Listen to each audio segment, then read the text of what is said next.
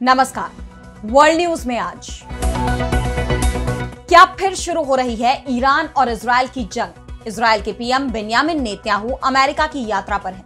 America रवाना होने से पहले उन्होंने गजा में सीजफायर का जिक्र किया है, लेकिन निशाना ईरान बनता दिख रहा है।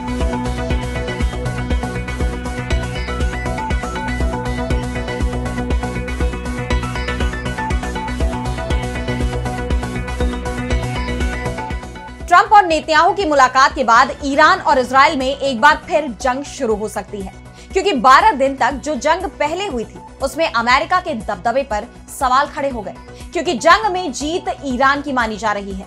इसके बाद कहा जा रहा है कि ईरान और इजरायल की जंग फिर शुरू हो सकती है। इस पर हम करेंगे विस्तार से चर्चा, लेकिन आइए जरा उन खबरों को भी देख लें जिन पर आगे होगी बात। ब्रिक्स से जुड़ने वाले देशों को अमेरिकी राष्ट्रपति ट्रंप की धमकी, लगेगा 10% अतिरिक्त टैरिफ। ब्रिक्स सम्मेलन में पहलगाम को लेकर ईरान पर हमलों की हुई निंदा। जंग के बीच रूस का पूर्वी यूक्रेन की 2 और बस्तियों पर कब्जा करने का दावा। अमेरिका ने यूक्रेन को हथियारों की सप्लाई दोबारा शुरू करने की कही बात। पुतिन को फोन करेंगे जिनपिंग और होगा डबल अटैक। नेटो चीफ रूटे ने की तीसरे विश्व युद्ध पर बड़ी भविष्यवाणी, रूस ने बताया फिजूल। और चलते चलते में देखेंगे पेरू में मिला 3500 साल पुराना खोया हुआ शहर पेनिको, खुलेंगे नए राज। इन सभी खबरों पर हम विस्तार से करेंगे बात, लेकिन पहले एक नजर हेडलाइंस पर। तीसरी पार्टी शुरू करना हास्यास्पद, बेपटरी हो चुके हैं मस्क। नई पार्टी बनाने की घोषणा पर राष्ट्रपति ट्रंप ने टेस्ला चीफ मस्क पर कसा तंज। हाफिज सईद को भारत प्रत्यर्पित करने के बयान पर भड़की इमरान खान की पार्टी पीटीआई। पूर्व विदेश मंत्री बिलावल भुट्टो को बताया अपरिपक्व राजनीतिक बच्चा। भारतीय एस्ट्रोनॉट शुभांशु शुक्ला ने आईएसएस की स्पेशल विंडो से देखी पृथ्वी। 7 खिड़कियों वाले कपोला से धरती की खींची तस्वीरें। इंटरनेशनल स्पेस स्टेशन में 9 दिन किए पूरे। टेक्सास बाढ़ पर फर्स्ट लेडी मेलानिया ट्रंप की संवेदना वाली पोस्ट पर विवाद। सोशल मीडिया पर लोगों का फूटा गुस्सा, कहा यह औपचारिक और दिखावटी प्रतिक्रिया। तो इजरायल के प्रधानमंत्री बेंयामिन नेतन्याहू अमेरिका चले गए हैं। अमेरिका के राष्ट्रपति डोनाल्ड ट्रंप के साथ व्हाइट हाउस में उनकी बैठक होनी है। बैठक में ईरान के मुद्दे पर चर्चा होनी है। वैसे ट्रंप और नेतन्याहू की तरफ से गजा में सीजफायर डील की बात कही जा रही है, लेकिन बैठक में जिस मुद्दे पर सबसे ज्यादा नजरें हैं वो ईरान है, क्योंकि ईरान ने अब इजरायल के साथ अमेरिका की भी परेशानी बढ़ा दी है। ईरान पर हमला फेल हो चुका है, ये बात अब इजरायल और अमेरिका दोनों ही मानने लगे हैं। तो वहीं ईरान के सर्वोच्च नेता अयातुल्ला अली खामेनेई बंकर से बाहर आ गए हैं। अमेरिका के हमलों से भी एटमी साइट को कोई ज्यादा नुकसान नहीं पहुंचा। ईरान ने एटमी साइट ठीक भी करा ली है। ईरान का परमाणु कार्यक्रम फिर से शुरू हो गया है। अब खामेनेई इजरायल को तबाह करने और मध्य पूर्व में अमेरिकी दबदबे को खत्म करने का प्लान बना रहे हैं। अमेरिका की चिंता यह भी है कि पहले जब उनके पास ईरान के परमाणु ठिकानों की सही लोकेशन थी, तब भी उसके बम ईरान का कुछ भी नहीं बिगाड़ पाए। और अब जब ईरान ने यूरेनियम को अपने दूसरे ठिकाने पर शिफ्ट कर दिया है, तो कहां ईरान परमाणु बम बनाने की कोशिश में जुटा हुआ है, इसकी जानकारी भी अमेरिका के पास नहीं है। खामेनेई पूरा मन बना चुके हैं कि वो ईरान को परमाणु शक्ति संपन्न देश बनाकर रहेंगे। ये कदम उन्हें मुस्लिम देशों का खलीफा बना सकता है। यही वजह है कि इजरायल और अमेरिका खामेनेई का खात्मा करके ईरान का परमाणु कार्यक्रम बंद कराना चाहते हैं। और व्हाइट हाउस में ट्रंप और नेतन्याहू की मुलाकात में ईरान पर हमले का कोई प्लान बन सकता है। लेकिन इस बार अमेरिका और इजरायल के लिए ईरान पर हमला भी आसान नहीं है, क्योंकि 12 दिन की जंग में मुस्लिम देशों ने चोरी छिपे ईरान की मदद करना शुरू कर दिया था। और इस बार ये मदद खुलकर भी दी जा सकती है, जो जंग के दौरान अमेरिका और इजरायल दोनों पर भारी पड़ सकती है। इस बीच अमेरिका और इजरायल की मीडिया की तरफ से कहा जा रहा है कि नेतन्याहू और ट्रंप की मुलाकात गजा में सीजफायर के मुद्दे पर होगी।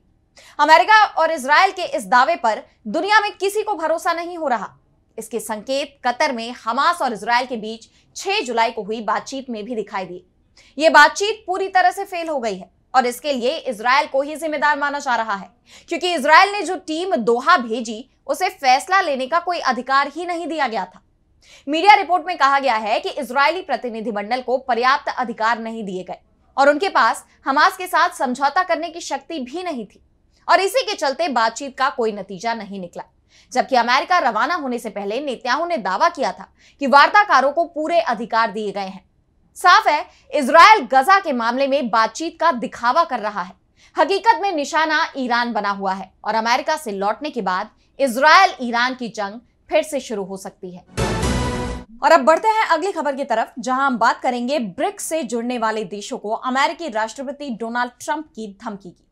तो ट्रंप के टैरिफ को लेकर पहले से ही तमाम देशों में हड़कंप मचा हुआ है और अब उन्होंने ब्रिक्स से जुड़ने वाले देशों पर अलग से टैरिफ लगाने की धमकी दे दी है। ट्रंप ने अपने social media platform truth social पर लिखा कि जो भी देश अमेरिका विरोधी ब्रिक्स नीतियों के साथ खुद को जोड़ेंगे उन पर 10% अतिरिक्त टैरिफ लगाया जाएगा। इसमें किसी को भी छूट नहीं मिलेगी। ट्रंप का यह बयान ऐसे वक्त में आया है जब ब्राजील के रियो डी जेनेरियो में ब्रिक्स का 14वां शिखर सम्मेलन चल रहा है और इस सम्मेलन में टैरिफ का भी जिक्र हुआ। ब्रिक्स देशों ने अमेरिका का नाम लिए बिना ही बढ़ते टैरिफ को लेकर चिंता जाहिर की है। उन्होंने कहा कि बढ़ते टैरिफ से वैश्विक व्यापार पर बुरा असर पड़ रहा है, जो WTO के नियमों के खिलाफ है, जिसके बाद ट्रंप की यह धमकी सामने आई है। हालांकि इस बैठक में अमेरिका की चिंता को बढ़ाने वाला एक और मुद्दा उठा, ईरान इजराइल की जंग। ब्रिक्स देशों ने मिडिल ईस्ट में जारी तनाव को लेकर गंभीर चिंता जताई। ब्रिक्स सम्मेलन में ईरान के राष्ट्रपति मसूद पेजेश्कियान तो नहीं पहुंच सके, लेकिन उनके विदेश मंत्री अब्बास अराक्ची जरूर इसमें शामिल हुए। इस दौरान उन्होंने कहा कि अमेरिका और इजराइल को ईरान पर हमलों के लिए जवाबदेह ठहराया जाना चाहिए। इस जंग का असर सिर्फ एक देश तक सीमित नहीं रहेगा। ब्रिक्स देशों के जॉइंट स्टेटमेंट में भी ईरान पर इजरायली हमलों की निंदा की गई है। 31 पेज और 126 पॉइंट वाले इस संयुक्त बयान में कहा गया है कि हम 13 जून से ईरान के खिलाफ सैन्य हमलों की निंदा करते हैं, जो अंतर्राष्ट्रीय कानून और संयुक्त राष्ट्र के चार्टर का उल्लंघन है। हम अंतर्राष्ट्रीय कानून और IAEA के प्रस्तावों का उल्लंघन करते हुए अंतर्राष्ट्रीय परमाणु ऊर्जा एजेंसी IAEA के सुरक्षा उपायों के तहत नागरिक बुनियादी ढांचे और शांतिपूर्ण परमाणु सुविधाओं पर जानबूझकर किए गए हमलों पर भी गंभीर चिंता व्यक्त करते हैं। इसके अलावा ब्रिक्स देशों ने पहलगाम घटना की भी कड़ी निंदा की। सम्मेलन में अपने संबोधन में हिंदुस्तान के प्रधानमंत्री नरेंद्र मोदी ने पहलगाम हमले का जिक्र करते हुए कहा कि पहलगाम आतंकी हमला सिर्फ भारत ही नहीं बल्कि पूरी इंसानियत पर चोट है। आतंकवाद की निंदा हमारा सिद्धांत होना चाहिए, सुविधा नहीं। खास बात यह थी कि इस बार चीन ने भी इस घटना की निंदा की। ब्रिक्स के जॉइंट स्टेटमेंट पर उसके भी हस्ताक्षर थे, जबकि बीजिंग में हुई SCO बैठक के बाद उनके संयुक्त बयान में इस मुद्दे का जिक्र तक नहीं था, जिस पर भारत ने आपत्ति भी दर्ज कराई। पहलगाम घटना के अलावा पीएम मोदी ने एक नई विश्व व्यवस्था की मांग भी उठाई। उन्होंने कहा कि ग्लोबल साउथ के देश अक्सर ही डबल स्टैंडर्ड का शिकार रहे हैं, चाहे विकास हो, संसाधनों की बात हो या सुरक्षा से जुड़े मुद्दे। ग्लोबल साउथ को कभी प्राथमिकता नहीं दी गई। ब्रिक्स देशों की अलग अलग सोच और बहुध्रुवीय दुनिया में भरोसा ही इसकी सबसे बड़ी ताकत है। इस बार के सम्मेलन में 2 बड़े नेताओं की गैर मौजूदगी रही। चीन के राष्ट्रपति शी जिनपिंग पहली बार ब्रिक्स की बैठक में नहीं आए। वहीं रूस के राष्ट्रपति व्लादिमीर पुतिन ने वीडियो कॉन्फ्रेंस के जरिए हिस्सा लिया, क्योंकि उन पर अंतरराष्ट्रीय गिरफ्तारी वारंट जारी है। और अब अगली खबर में बात होगी रूस यूक्रेन युद्ध की। तो रूस यूक्रेन के बीच लंबे समय से चल रहा संघर्ष थमने के बजाय अब और तेज हो गया है। बड़ी बात यह है कि इस जंग में रूस यूक्रेन पर भारी पड़ रहा है और अब रूस ने यह दावा किया है कि उसकी सेना ने यूक्रेन के 2 और शहरों डोनेस्क क्षेत्र के पिदुब्ने और खार्किव क्षेत्र के सोबोलिवका पर कब्जा कर लिया है। रूसी रक्षा मंत्रालय ने कहा कि इन दोनों इलाकों को यूक्रेन से मुक्त कर दिया गया। अब रूस को मिली ये सफलता यूक्रेन के लिए बड़ा झटका माना जा रहा है। दोनों देशों के बीच 3 साल से ज्यादा समय से चल रहे इस संघर्ष में अब अमेरिका ने यूक्रेन की मदद का ऐलान कर दिया। आपको बता दें कि राष्ट्रपति डोनाल्ड ट्रंप और यूक्रेनी राष्ट्रपति वोलोदिमीर जेलेंस्की के बीच हुई फोन पर बातचीत में जहां वायु सुरक्षा और पैट्रियट मिसाइल सिस्टम को लेकर अहम सहमति बनी है। जेलेंस्की ने अपने सोशल मीडिया प्लेटफॉर्म एक्स पर लिखा कि ड्रोन तकनीक को लेकर अमेरिका की एक प्रमुख कंपनी के साथ साझेदारी हुई है, जिससे हमारी संयुक्त क्षमताएं बढ़ेंगी। ट्रंप के साथ बातचीत में वायु रक्षा व्यवस्था, खासकर पैट्रियट मिसाइल सिस्टम को लेकर विस्तार से चर्चा हुई है। मैं अमेरिका की तत्परता और सहयोग के लिए आभारी हूं। वहीं जेलेंस्की से बातचीत के बाद अमेरिकी राष्ट्रपति डोनाल्ड ट्रंप ने कहा कि यूक्रेन को अपनी रक्षा के लिए पैट्रियट मिसाइलों की जरूरत है। उन्होंने रूसी राष्ट्रपति व्लादिमीर पुतिन की नीयत पर सवाल उठाते हुए कहा कि पुतिन से हुई मेरी पिछली बातचीत निराशाजनक रही। ऐसा लगता है कि वो बस लड़ाई जारी रखना चाहते हैं और लोगों को मरते देखना चाहते हैं। मैं इससे बिल्कुल भी खुश नहीं हूं। अब ट्रंप के इस तरह खुलकर यूक्रेन के साथ खड़े होने को लेकर जानकारों का दावा है कि ट्रंप ऐसा करके पुतिन के खिलाफ अपनी नाराजगी जाहिर कर रहे हैं। और अब अगली खबर में बात करेंगे तीसरे वर्ल्ड वॉर के दावे की। तो दुनिया में तीसरे विश्व युद्ध जैसे हालात पैदा हो गए हैं, ये कहना है नाटो के चीफ मार्क रूटे का। रूटे ने कहा कि चीनी राष्ट्रपति शी जिनपिंग और रूसी राष्ट्रपति व्लादिमीर पुतिन का एक साथ आक्रमण शुरू करना तीसरे विश्व युद्ध की वजह बन सकता है। अब रूटे के इस बयान की चर्चा ने जोर पकड़ लिया है। उन्होंने दुनिया को चेतावनी देते हुए कहा कि चीनी सेना ताइवान पर कब्जे की कोशिश शुरू करेगी और साथ ही रूस नाटो देशों के क्षेत्र पर हमला करेगा। दोनों देशों का एक साथ मिलकर हमला करना दुनिया के लिए भारी तबाही का सबब बनेगा, क्योंकि इस दौरान परमाणु हथियारों का भी इस्तेमाल किया जा सकता है।